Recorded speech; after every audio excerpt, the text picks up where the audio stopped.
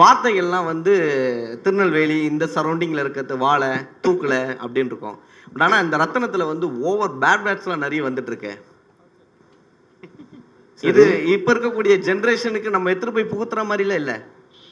அதை கொஞ்சம் கம்மி பண்ணிருக்கலாமோ? ஏன்னா இருக்கிறதுலயும் உச்ச வார்த்தைகள் போட்டிருக்க மாதிரி இருக்கு. இதெல்லாம் கோவத்துல கொந்தளிக்கும் போது பேசுற வார்த்தைகள் தானே.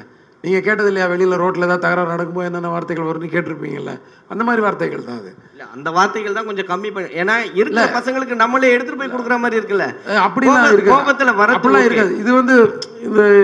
இது வந்து நம்ம வந்து வெளியில எங்கேயுமே நம்ம போய் கேட்காம எங்கேயுமே நம்ம கேட்டது இல்லாத மாதிரி ரியாக்ட் பண்ணுற மாதிரி இருக்குது. 40 வருஷம் 50 வருஷமாக நானும் சினிமா பார்க்குறேன். தேவையான இடங்களில் சில படங்கள் வந்துட்டு இருக்கும். ரோட்டில் சண்டை நடக்கும்போது எப்படி களத்தில் இறங்கி வேலை செய்கிற ஆள் நம்ம. எங்கெங்கே என்னென்ன மாதிரி பேசுவாங்க, எந்தெந்த கேரக்டர் என்னென்ன கோவம் வந்தால் எவ்வளோ வேகமாக அந்த கோவத்தை வெளிப்படுத்தும், அந்த கேரக்டராக தான் இது பேசியிருக்க தவிர இந்த வார்த்தையெல்லாம் எல்லாம் கண்டினியூ பண்ணுங்கன்றதுக்காகலாம் கிடையாது, அந்த எண்ணமும் கிடையாது. மேடையில் நீங்கள் பேசும்போது அதான் சொன்னீங்க, வயலன்ஸ் வந்து மோகன்ராஜ் ஒரு நிமிஷம் அவர் பேசிட்டு இருக்காரு. கொஸ்டின் பதில் சொன்னதுக்கு அப்புறம் நீங்க கேட்கலாம். மேடையில் நீங்க பேசும்பொழுதும் வெட்டு குத்து அந்த மாதிரி ரத்தம் தெறிக்கிற மாதிரி அந்த மாதிரி தான் சொல்றீங்க. ஆமாங்க, நீங்க வந்து களத்துல போய் இறங்கி பாருங்க. நீங்க ஒருத்த வந்து ரோட்ல நின்று தகராறு பண்ணி ரோட்ல போற ஒரு பொண்ணை கையை பிடிச்சி இழுப்பான். உங்களால வீடியோ மட்டும் தான் எனக்கு எடுக்க முடியும், உங்களால எதிர்த்து கேட்க முடியாது. கேட்டீங்கன்னா உங்களுக்கு தான் பிரச்சனை. இப்போ எவன் போய் சட்டையை பிடிச்சி இழுக்கிறானோ அவன் மேல தான் கேஸ் போடுறதுக்கு 10 பேர் ரெடியா இருக்கான். ஆனா கையை பிடிச்சி இழுத்தவன் வந்து ஈஸியா போயிடுவான். அந்த மாதிரி சூழ்நிலையில தான் நம்ம இருக்கோம். அவனெல்லாம் அடிச்சு உதைக்கிறதுக்கு ஒரு ஹீரோ வேணும். அவனு அது நம்ம செய்ய முடியாது. நம்ம அதை வந்து நான் படம் மூலமா நான் செஞ்சிருக்கேன். நீங்க கேட்டீங்கல்ல மீடியா வந்து சட்டை பிடிக்குமான்னு, வீடியோ எடுக்குமான்னு கேட்டீங்கல்ல, அந்த வீடியோ எடுத்து நான் வீடியோ சொல்ல வெரி சாரி, நான் மீடியாவை சொல்ல, நான் மக்களை சொல்லிட்டு இருக்கேன். நான் நீங்கன்றது வந்து உங்களை மீடியாவை சொல்றேன். இல்ல நான் மீடியாவை சொல்ல சார். அவரு இல்ல ஒரு நிமிஷம், அவர் மீடியாவை சொல்ல, வீடியோ எடுக்கிறது வீடியோ சொன்னாரு. வீடியோ வேற எல்லாம் வீடியோ தான் நம்மளால எடுக்க முடியுது. நமக்கு ஆதங்கம் வந்து அந்த வீடியோ போட்டு இப்படி அநியாயம் பண்றாங்க பாருங்க, அவ்வளவுதான் போட முடியுது. ஆனா அதை வந்து சினிமா மூலமா நம்ம வந்து நிறைவேற்றி காட்டுறோம். டேய் 10 பேர் வீட்டு முன்னாடி நின்றுட்டு வீட்டை உடச்சிட்டு நிற்கிற பொசிஷன்லாம் இன்னைக்கு நாட்டில் நடந்துகிட்டு இருக்கு. அதனால தான் 6330 போலீஸ் ஸ்டேஷன் நம்ம தமிழ்நாட்டில் இருக்கு. இல்லைன்னா ஒரே ஒரு ஸ்டேஷன் இருந்தால் போதும் சென்னையில் மட்டும், எங்கேயுமே நல்லது நடந்துகிட்டு இருக்குன்னா.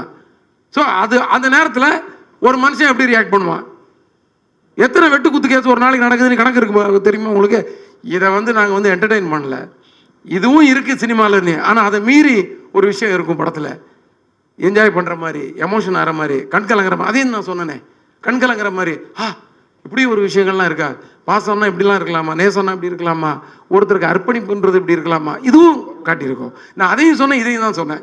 இது வந்து ஒரு யூத்துக்காக ஒரு ஃபாஸ்ட்டாக ஒரு பேஸில் ஒரு கதை, ஒரு ஆக்ஷன். அது இன்னொன்று வந்து ஒரு ஃபேமிலிக்காக ஒரு ஏரியா, இன்னும் சின்ன பசங்களுக்காக ஒரு ஏரியா, நல்ல காமெடி. யோகி பாபு எங்கே போயிட்டாரு அவருக்கு. இந்த மாதிரி நிறைய விஷயங்கள் இருக்குது படத்தில். வந்து வெறும் வெட்டு குத்துலாம் பண்ணுறாள் நான் கிடையவே கிடையாது. முதல் படத்துலேருந்து இன்னைக்கு வரைக்கும் வெட்டு குத்தும் இருக்கும், ஆனால் கொஞ்சம் ஆறில் கொஞ்சம் தூக்கலாக இருக்கும். இப்போ இதுலேயே கொஞ்சம் தூக்கலாக இருக்கும். அது ஒன்றும் நான் சொல்லிக்கிறேன், ஏன்னா நான் முதலே சொல்லிடுறேன். நான் கரெக்டாக நான் வந்து இப்போ வந்து மறைக்கல, நான் முதல்ல சொல்லிடுறேன், போட்டும் காட்டியாச்சு. நீங்கள் பேசும்போது அந்த கிளைமேக்ஸ் தெரிஞ்சுது, அவ்வளோ வேகமாக இருந்தது.